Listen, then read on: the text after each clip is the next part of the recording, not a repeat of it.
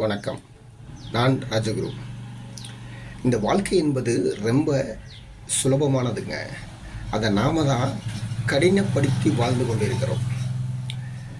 எப்படின்னா, நம்ம எதிர்பார்ப்புகள் அதிகமாக நம்முடைய எதிரிகள் அதிகமாவாங்க.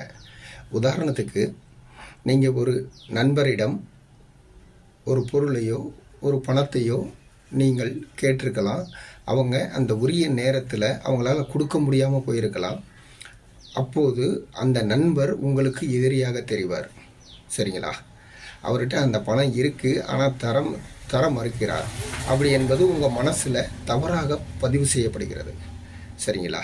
அப்படி இருக்கிறப்ப அந்த நண்பர் கூட உங்களுக்கு எதிரியாக தெரிவாங்க.